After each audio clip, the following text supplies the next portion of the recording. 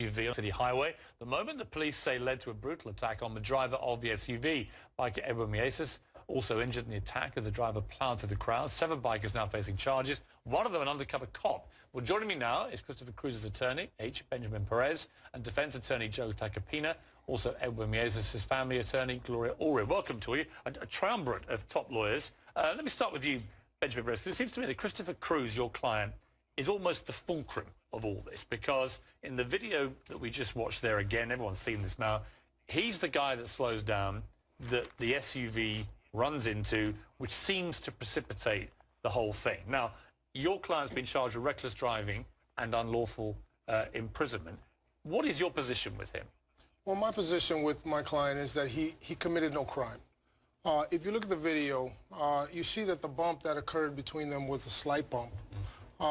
There was nothing, it wasn't a bump that knocked him off of his motorcycle. Okay, ask me this, what is your client doing in slowing down so dramatically there? My client is making a lane change, like any other motorist would make a lane change. I think that the fact that he's on a motorcycle, much has been made about him making this lane change. But if you see the video, he makes his lane change. Why is he looking behind him to make a lane change? Well, he's on a motorcycle. You got to understand, he's not in a motor vehicle where, you know, you're looking at your side mirrors and you feel a little bit more comfortable, safer. So he makes his lane change. He looks over his right shoulder. Why is he making no attempt to change lanes?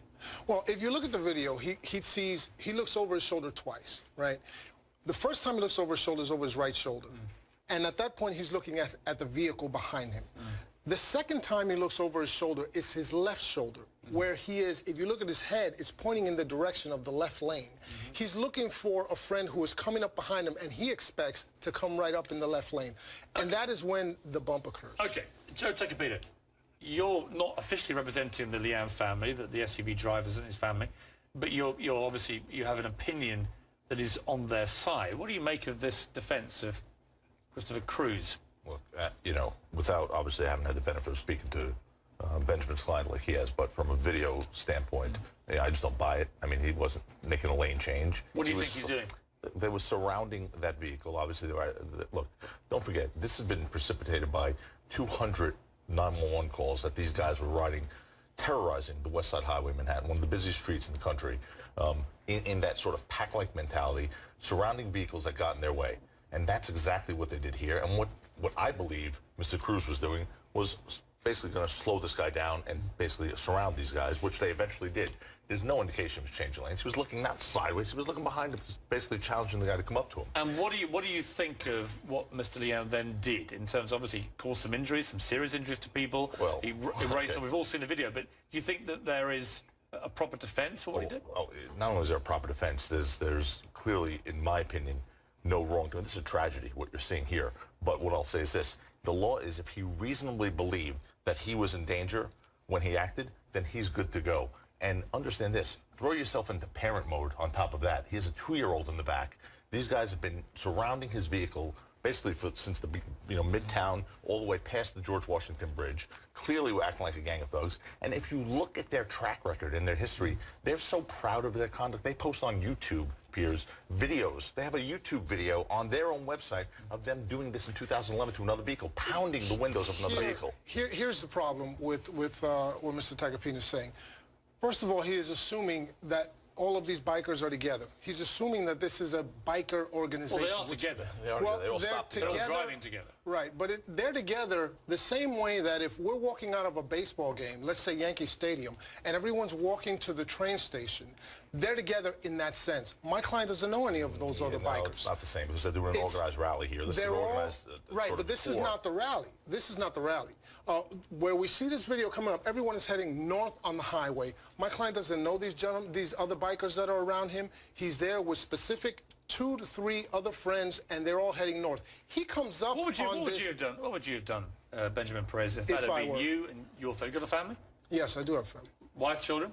I have children. I have small children. If they'd been in the back of your car and you were surrounded by that many bikers and they were behaving the way they were behaving, would you not have got out of this?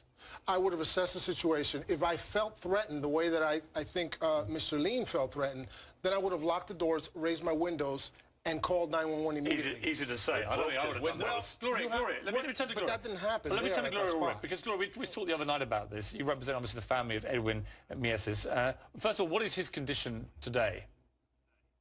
Well, unfortunately, the doctors have told him that he has a 99% probability of never being able to walk again, and he's still in the hospital, and there's no release date. But I would like to add, with all due respect to Joe Tacopina, he only talked about one part of the test. And, of course, the person we're not talking about is right there, Edwin Mieses, my client. And he's the person that was run over by Mr. Lean in the SUV. And the question is not just, was Mr. Lean in fear? The question is, was it reasonable? Was he in reasonable, was it reasonable for him to believe that he was in imminent danger of deadly force? Because he used deadly force, that SUV, to run over my client, to crush him, to break his spine in two pieces, to puncture his lung, and to give him multiple fractures. Look at that scene right there before he moves. They are surrounding him like a pack of wolves. He has a 2-year-old baby in the car and his wife. There's not a human being alive, Gloria, including you, who in that similar situation, being surrounded by a pack of wolves who are taking their helmets off, who are stabbing at their tires, wouldn't do the same thing to get your family out of there. I'm sorry what happened to your client, but what this guy did was what anyone would do, protecting his family and his loved ones, including a 2-year-old baby who these animals smashed the windows of that car.